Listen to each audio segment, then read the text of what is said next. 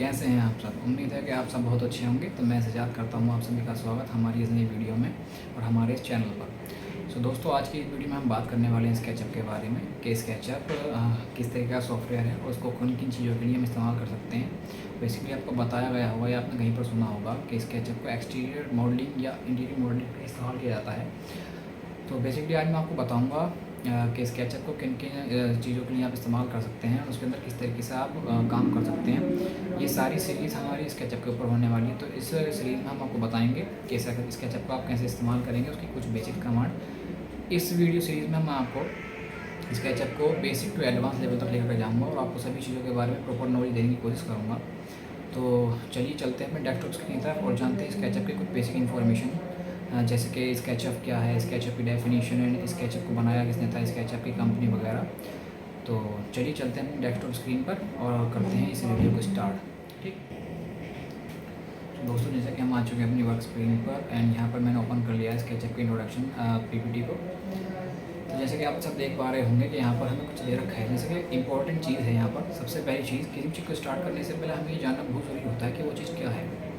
For example आप किसी भी कॉलेज में एडमिशन लेने से पहले उस कॉलेज के बारे में प्रॉपर जानकारी लेते हैं कि भाई यहाँ का इंफ्रास्ट्रक्चर कैसा है, सब कुछ चीज़ें सही है नहीं सही है, फैकल्टीज़ वगैरह कैसे हैं या पढ़ाई कैसे की जाती है, उसके अंदर उसकी लर्निंग नेचर कैसा है, वो सारी चीज़ें आप जान लेते हैं। सो इसी तरीके से किसी भी सॉफ्टवेयर को स्टार्ट करने से पहले हम उसके बारे में जान लेते हैं कि बेसिकली ये सॉफ्टवेयर कैसे इस्तेमाल किया जाएगा।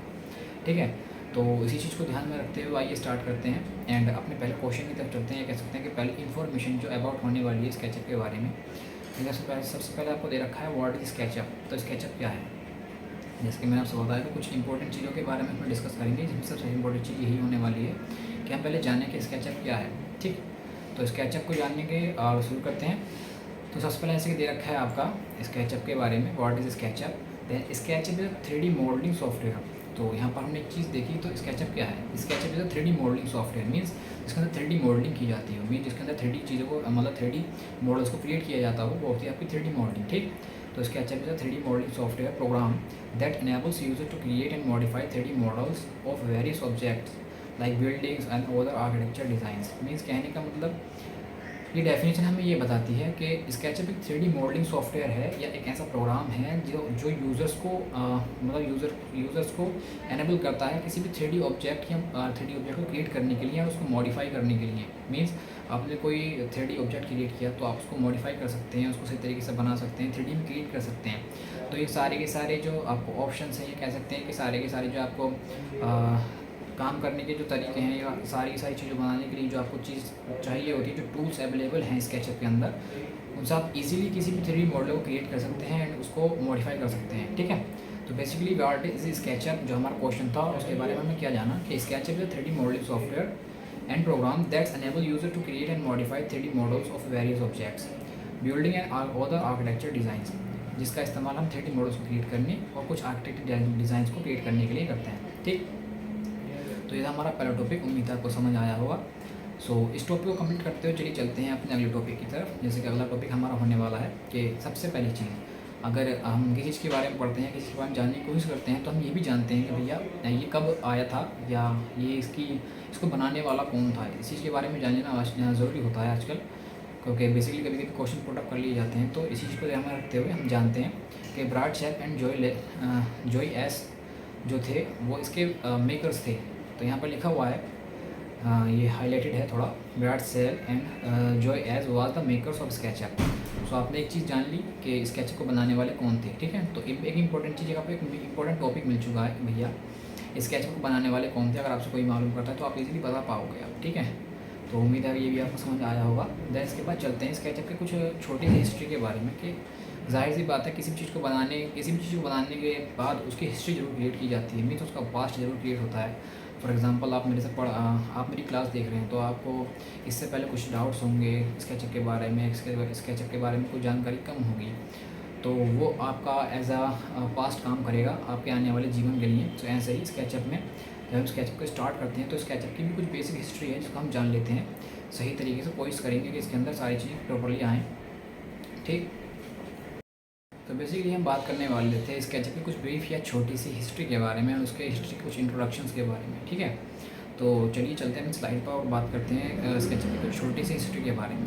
सो जैसे कि हमारे स्लाइड में यहाँ पर दिया हुआ है कि SketchUp was created in August 2000 as a 3D content creation tool and was invented as a software program for design professionals. कहने का मतलब है कि जो स्केचअप को अगस्त 2000 में क्रिएट किया गया था as a 3D content creation tool के रूप में क्रिएट किया गया था।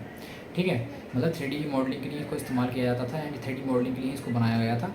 तो यहाँ पर हमें पता चलता है कि स्केचअप को अगस्त 2000 में इसको बनाया गया as a 3D content tool के रूप में। ठीक है, उम्मीद है आपको समझ आया होगा।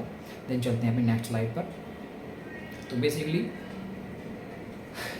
इसी की हिस्ट्री में कुछ छोटे छोटे टॉपिक्स को और डिस्कस कर लेते हैं एंड करते हैं अपने अगले स्लाइड का दोहरा। तो जैसे कि आप देख सकते हैं कि मैं आ चुका हूँ अपनी अगली स्लाइड पर एंड यहाँ पर हम बात करने वाले हैं डेवलपर कंपनी ऑफ स्केचअप के बारे में। मींस स्केचअप को किस कंपनी ने डेवलप किया था। तो इस चीज़ को ध्यान में रखते हुए हमें कुछ छोटा सा इन्फॉर्मेशन हमें मिला है और हम उसको आपको बताते हैं। जैसे कि सबसे पहले हमारे इसमें दे रखा है कि SketchUp was developed by startup company at the rate large software. Means SketchUp company को बनाया था या फिर कह सकते हैं कि डेवलप किया था एक स्टार्टअप कंपनी थी as a rate large software. ठीक है, एक कंपनी थी as a rate large software जिसने स्केचअप को डेवलप किया था।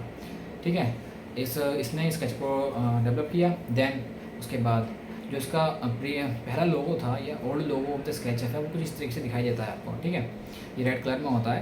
देन बट अब जो न्यू वर्जन आ रहे हैं स्केचअप के उन सभी में लोगो कुछ इस टाइप का दिखाई दे रहा है।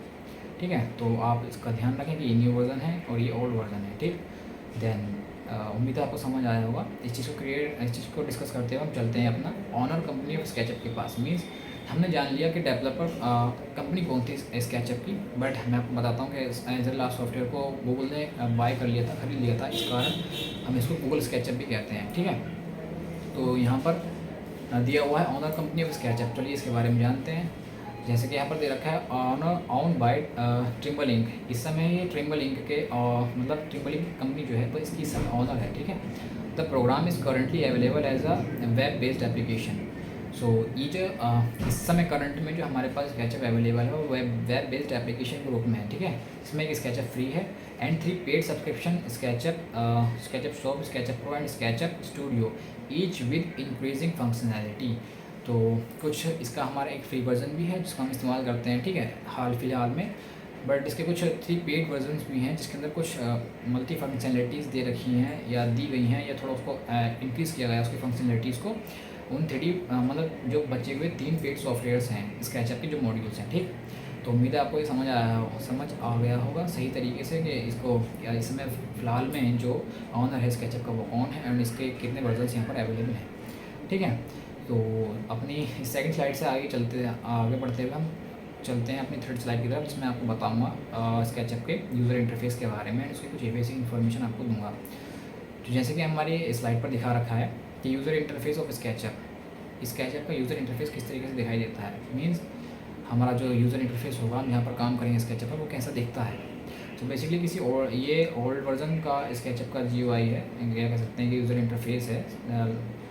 तो यहाँ पर आप देख पा रहे होंगे number 1, number 2, number 3, 4, 5, 6 and 7 also. यहाँ पर कुछ 7 टाइप्स के नंबर्स मैंने यहाँ पर ऐड किए हुए हैं, मैं आपको बताता हूँ इन सभी के बारे में। ठीक है, तो नंबर 1 पर आपका आता है आपका रिबन, जिसके अंदर आपका टूल बार आता है। ठीक है, ये आपका लार्ज टूल बार है, ये आपको इस साइड में भी देखने को मिल जाएगा स्केचअप के कई वर्जन्स में।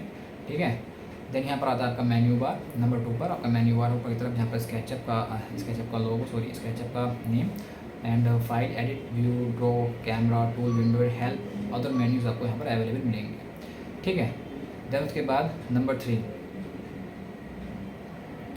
आता है आपका वो सारे के सारे पैनल जिसके अंदर आपका ये सारा क्या बोलते हैं टूल बार एडिट किए जाते हैं, टूल बार को ऐड किया जाता है। ठीक है, एंड नंबर 4 पर आता है आपका वर्क स्पेस या वो जगह जहाँ पर आपने काम को अंजाम देते हैं, काम आप करते हैं, जहाँ पर आप कोई भी चीज़ क्रिएट करते हो वो आपका वर्क स्पेस वो नंबर 4 पर है। आपको दिखा रखा है यहाँ पर एक कंपोनेंट को ऐड किया हुआ है, एक ह्यूमन कंपोनेंट को ऐड किया हुआ है यहाँ पर। तो ये सारा एरिया आपका वर्क स्पेस होता है, यहाँ पर आप काम करते हैं। एंड 5 आता है आपका status bar and that is the measurement bar. यहाँ पर आपका मेजरमेंट के लिए डायलॉग बॉक्स होता है, यहाँ पर आप मेजरमेंट की चीज़ों को देख सकते हैं, वहाँ पर मेजरमेंट को चेंज भी कर सकते हैं। ठीक है, एंड देन ये हिस्सा यहाँ पर काफ़ी सारे ऑप्शंस आपको अवेलेबल मिलेंगे। अगर आप स्केचअप को ओपन करेंगे तो ये हिस्सा आपका ट्रे कहलाता है। ठीक है, जिसे जो हम ट्रे बोलते हैं। यहाँ से हम अपनी काफ़ी सारी चीज़ों को मैनेज कर सकते हैं, यहाँ पर काम कर सकते हैं उन सारी चीज़ों को मैनेज करते हुए। ठीक, तो उम्मीद है कि आपको ये सभी जो मैंने आपको सभी को बताया वो सब आपको समझ आया होगा। और आपको किसी भी चीज़ में कोई भी डाउट आता है तो आप नीचे कमेंट बॉक्स में कर सकते हैं। एंड कमेंट करने के बाद मैं आपसे अनुरोध करूँगा कि अगर आपको और भी इंफॉर्मेटिव वीडियोस को देखना पसंद है या स्केचअप ही नहीं बल्कि और भी 3D मॉडलिंग सॉफ्टवेयर्स को आप सीखना चाहते हैं तो आप हमारे चैनल को विजिट कीजिए। हमारे चैनल पर काफ़ी सारे कैड सॉफ्टवेयर से वीडियोज़ को अपलोड किया गया है। ठीक है, इसी के साथ मैं चाहता हूँ आपसे किसी इजाज़त। धन्यवाद।